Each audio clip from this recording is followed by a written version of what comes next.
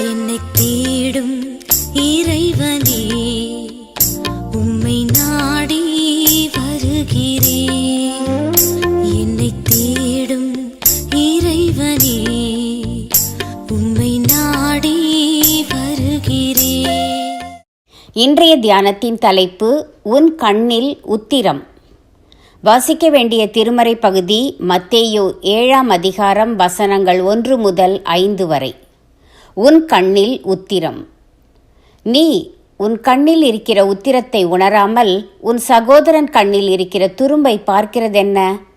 மத்தேயு 7:3.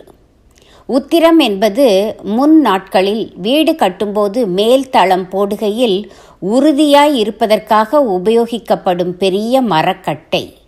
இயேசு கிறிஸ்து இங்கே உவமையாக உத்திரத்தையும் துரும்பையும் பயன்படுத்துகிறார். மலை பிரசங்கத்தில் கிறிஸ்து பல நல்ல புத்திமதிகளை முத்துச்சரம் போல வரிசையாய் சொல்லி வருகிறார். அதில் ஒரு முத்து மற்றவர்களை குற்றவாளிகள் என்று தீர்க்காதிருங்கள் என்பது. ஆனால் எல்லாருக்கும் மிக பிடித்தமான காரியம் பிறரை குற்றம் சாட்டுவது. காரணம், அப்படி குற்றம் சாட்டும்போது அவர்களை மட்டம் தட்டுகிறோம். நாம் நல்லவர்கள் போன்ற உணர்வு நமக்குள் வருகிறது. நாம் உயர்ந்து விடுகிறோம். பிறருடைய குற்றங்களை சொல்வது தவறா?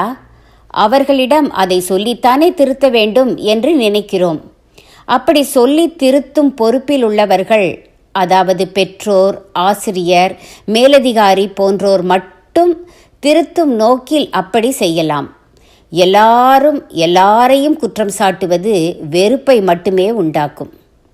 கிறிஸ்து அப்படி செய்யக்கூடாது என்பதற்கு கூறும் முக்கிய காரணம், உன் கண்ணில் உத்திரம் போன்ற பார்வையை மறைக்கும் பெரிய தடை இருக்கிறதே, நீ எதிராளியின் கண்ணில் இருக்கும் துரும்பை எப்படி எடுத்து போடுவாய் என்று கேட்கிறார்.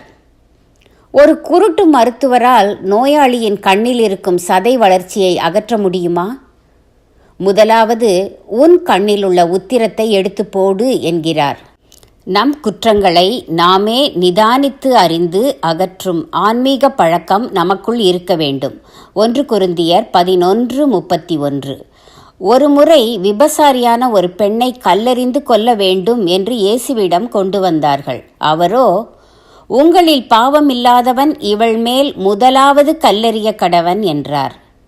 பிறரை குற்றப்படுத்துவதில், நியாயம் தீர்ப்பதில் எத்தனை ஆசை, எத்தனை அவசரம்!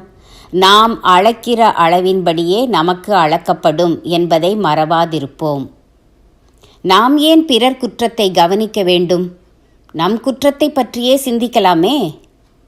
நாம் ஏன் பிறர் குற்றத்தை கவனிக்க வேண்டும்? நம் குற்றத்தை பற்றியே சிந்திக்கலாமே. தீர்மானம்: நான் நல்லவனான பின் பிறர் குற்றம் பற்றி கவலைப்படுவேன்.